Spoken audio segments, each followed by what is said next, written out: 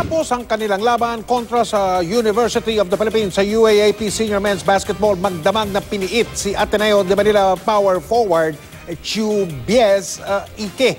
Ang isinampang reklamo, alamin natin sa pagtutok na ito ni Steve Dailisan. Nakayuko, hindi nagbigay ng pahayag at agad isinakay sa kotse ang Ateneo de Manila varsity player na si Chubies Ike. Naglagak ang Blue Eagle power forward ng 24,000 pesos na piyansa. Magdamag na nadetine si Ike sa Quezon City Police District matapos arestuin kahapon sa Araneta Coliseum pagkatapos ng panalo ng Ateneo kontra University of the Philippines sa UAAP. Sa inilabas na warrant of arrest ni Judge Maria Lourdes Hiron ng Quezon City RTC Branch 102, paglabag sa RA 9262 o Violence Against Women and Their Children Act ang reklamo kinakaharap ni Ike. Ang Ateneo Blue Eagles team wala raw nakikitang dahilan para suspindihin sa laro si Ike. It's a private matter. It's nothing to do if he done something wrong or anything. There's nothing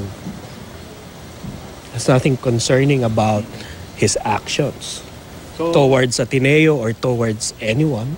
Paglilinaw pa ng Ateneo, magkaiba raw ang sitwasyon ni Ike. Ano yun na yan? Lasing na lasing. Sa isa pang Ateneo Blue Eagle power forward na si John Apasible, nakamakailan ay nasuspinde ng Ateneo matapos maging viral ang video niya na lasing at nagmumura habang hawak ang plakang may nakasulat na counselor. Wala rin daw regulasyon ng Ateneo na nagbabawal sa paglalaro ng isang atleta na may kinakaharap na kaso. Well, I don't see anything wrong with it, and there's nothing stopping him from playing, and definitely that Ateneo will not prevent him from playing. Kaso, as far as I know, there's no such rule in the UAAP. Tumangging magkomento ang UAAP sa issue.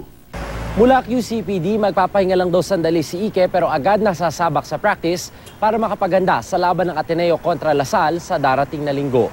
Steve Dailisan, nakatutok, 24 oras.